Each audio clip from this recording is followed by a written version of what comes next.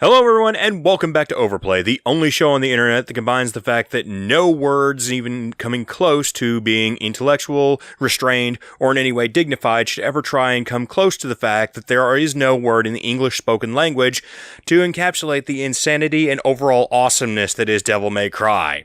And with that being said, you might have deduced that I'm a bit of a fan of this series.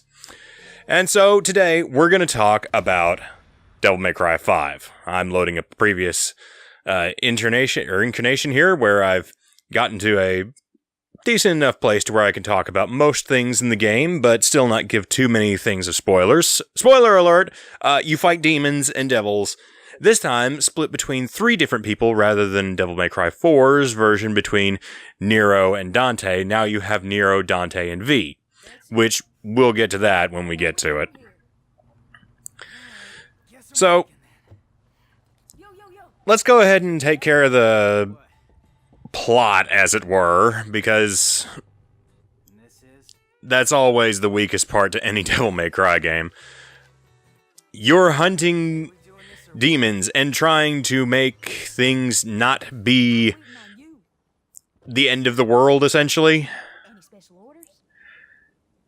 Pretty sure I went to high school with a couple of girls like her. Just with the accent.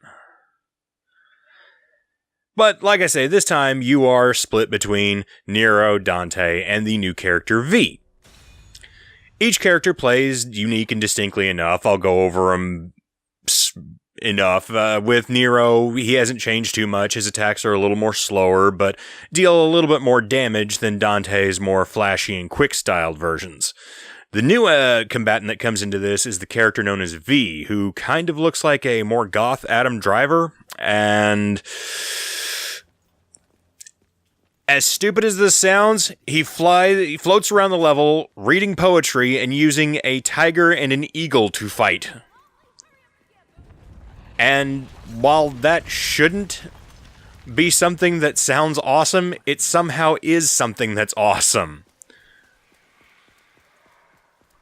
And as you can see here, there's a lot of things that have happened. Overgrown plants, vines, and all kinds of wonderful things. That's kind of the big deal right now. There's somebody in the plant that stole Nero's arm from Devil May Cry 4. I won't give spoilers, but when you see the scene, it's pretty understanding as to who it is, so no points for actually guessing what the hell's going on in a Devil May Cry game. Now, the big change-up is Nero's new arm. Rather than his old devil one that he got from Virgil, he instead has this mechanical arm that allows him to shoot out a shockwave, as the version I have. If I hold it, I can produce a line into people and do all kinds of neat stuff like that. He's still got his motorcycle sword here, which if you rev it up, you deal more damage by spurting gasoline down the blade itself and superheating it all. It's really stupid, but it's a ton of fun. Almost as fun as having a revolver that shoots 2 shots out of it. Which makes no sense. But, I mean, it's Devil May Cry, so what you gonna do? Like I say, Nero fights pretty much the same way he did in Devil May Cry 4. Dante fights like Devil May Cry always has worked, with Dante being really super over the top and stylized. And yeah, the big change-up is V. Ooh, since we're getting into that, let's go ahead and get into the gameplay, which I don't have anything to really complain about. If I did, I wouldn't be playing Devil May Cry. Honestly, it's as over-the-top and high-speed and frenetic as you could possibly imagine it to be. Which is good. The only real issue I have, as far as gameplay is concerned, is the way V kind of feels floaty. It's difficult to describe and really only comes through when you're playing it, but there's something that feels a little off, almost as though there's a half second or so mistimed between the character's reactions and your input. It's nothing that can't be overcome and eventually feels like a good flow to combat with the character, but it does take a bit of a learning curve. That being said, let's go ahead and move on to the visuals, which are effing awesome. As I said before, I love this series so freaking much. And part of that is down to how wonderfully detailed and terrible looking the monsters look in this. And it's no different here either. It just feels good to whack through these guys. The blood and the viscera comes out wonderfully. The whole game is running on Capcom's new RE engine, which they did with the remake of Resident Evil 2. So if you had any inclinations about how this game would look, well, you're kind of seeing it. Level design is kind of bare, actually, but that's always been one of Devil May Cry's big strong suits, is more linear design levels. There's not too much you can do to get lost in them, but at the same time, it leaves a little to be desired for exploration in some places. Most of the time, it's just wander from place to place, beat up monster, go to next place, rinse, lather, repeat. Which is good enough. I mean, let's face facts. You play these games for the over-the-top fun, not the fact that they have a deep, well-rounded story to them all, for God's sake. And let's see. What else is there to talk about Devil May Cry? I've discussed the characters, I've discussed the design, I've discussed the story. Oh yeah, the fact that there's microtransactions in this. Yes, I'm going to be one of those people who harps on this as a microtransaction in a single-player game. I'm sorry, but it has no place here.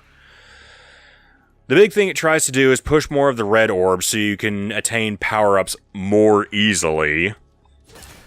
But at the same time, it's completely unnecessary because you get red orbs by hacking all the enemies to bits. It's just done so as a cheap way to push the whole, oh, you can get there faster if you want, so don't worry about it, just buy the stuff, and it just kind of feels bad and icky. If you're somebody who can get by all that, good on you, but for me, it's always going to be an eyesore whenever I see the game. Outside of that, Devil May Cry 5 might be one of my favorite games I've played this year, and that's stacking up against Resident Evil 2, which really, really blew my lid. This game is fun, over the top, and unlike Kingdom Hearts, the backstory isn't so fantastically impenetrable. Granted, this is the 5th game in a series, but again, the story has never been that hard to follow with Devil May Cry.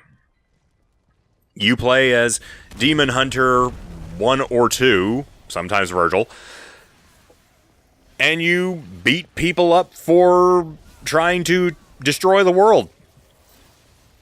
Pretty simple there. And it's part of that simplicity that really has Devil May Cry as a charm. Oop, there we go. Yeah. As I said before, you can see here, some of the monster designs are just absolutely disgusting, but I love it so much. All in all, Devil May Cry 5 is a wonderful, wonderful game that you should absolutely try out if you're a fan of the series, or if you've been wondering why Devil May Cry is around for 5 games at this point. You'll kind of understand what its deal is real quick. Or maybe this is just me being a bit of a fanboy for this. What did you guys think? Did you enjoy it? Have you played it? Do you prefer the DMC that Capcom came out with otherwise? Which, I mean, hey, everybody's got their tastes. No judgment here. Either way, leave a comment down below and let us know what you thought. We'll see you back here next time, everybody. Now, if you'll excuse me, I have some demons to hunt.